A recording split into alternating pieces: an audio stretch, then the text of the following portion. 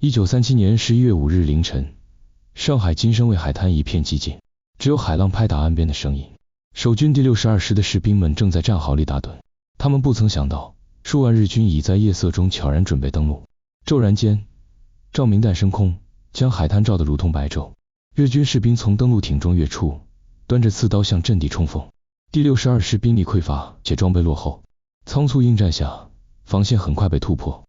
师长陶柳急电求援，可国军主力都集中在苏州河一带，根本抽不出兵力支援。消息传至南京，蒋介石彻夜难眠。陈诚、张发奎当即建议将主力撤往芜湖，依托当地预先修建的国防工事抵御日军。但蒋介石却寄望于即将在比利时召开的9国会议，坚持再守3天。他认为，只要中国军队仍在上海抵抗，西方列强就会出手援助。就是这3天，将中国军队推向了绝境。日军在金山卫站稳脚跟后，迅速向松江推进。松江是上海的南大门，一旦丢失，国军就会陷入日军南北夹击的困境。11月6日，东北军第67军军长吴克仁率部驰援松江，接到的命令是死守3天。吴克仁清楚，这是一场绝命战。他将部队分为3路，分别防守松江的东、南、西3门。日军的进攻异常凶猛，飞机轰炸、大炮轰击不断，松江城里的房屋一栋栋倒塌。第67军的士兵们抱着必死的决心，在街巷中与日军拼杀。军参谋长、107师参谋长及2名旅长先后阵亡，士兵伤亡过半，却依然守住了松江。11月8日夜晚，3天的防守期限已到，吴克仁下令部队撤退。可当部队转移至白鹤岗时，遭到了日军便衣队的偷袭。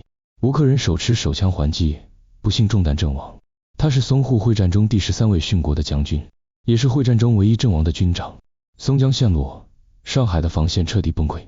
11月9日，大厂被日军彻底占领，国军的指挥系统开始陷入混乱。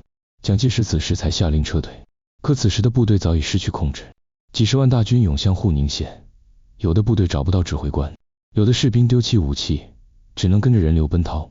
胡宗南的司令部遭到日军小股部队突破，警卫连士兵全员战死，他只得孤身突围。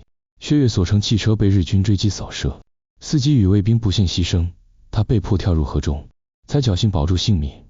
混乱之中，仍有将士坚守阵地。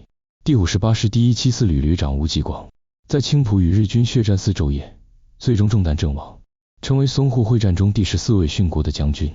11月12日下午，日军占领上海南市，他们在南市的城楼上升起太阳旗，上海彻底沦陷。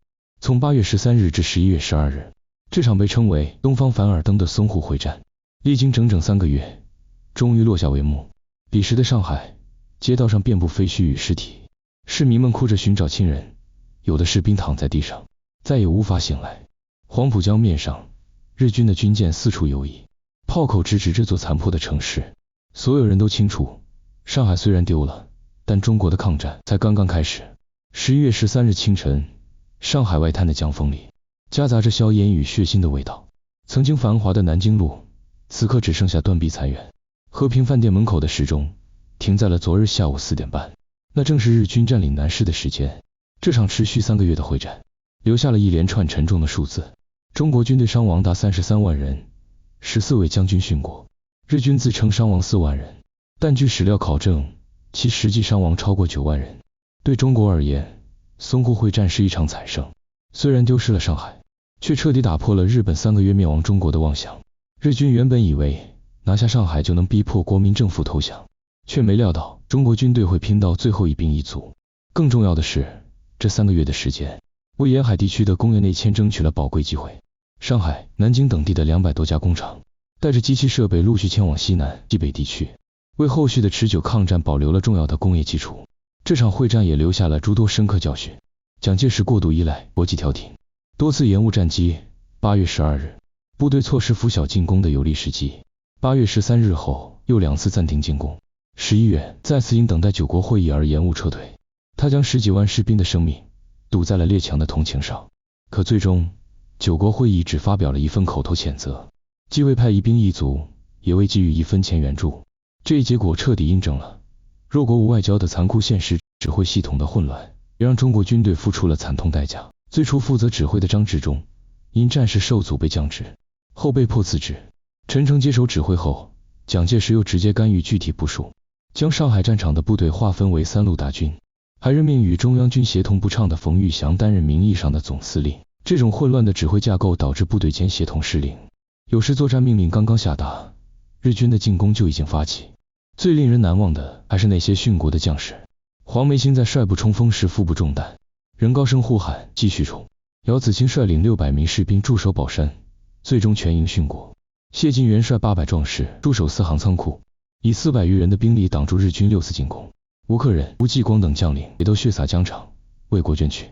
他们来自不同的部队，有的是中央军，有的是川军、桂军、东北军。可在民族危亡的关键时刻，他们都选择了用生命捍卫国家领土。淞沪会战结束后，日军继续向南京推进，却发现中国军民的抗战意志并未被打垮。从上海撤退的士兵补充弹药后，再次投入新的战斗。西南西北的地方部队也陆续开往前线，甚至连此前与国民党军队打了10年内战的红军，也已改编为八路军、新四军，开赴华北、华中抗日前线。全国抗日的共识，在淞沪会战的血泊中，终于凝聚在了一起。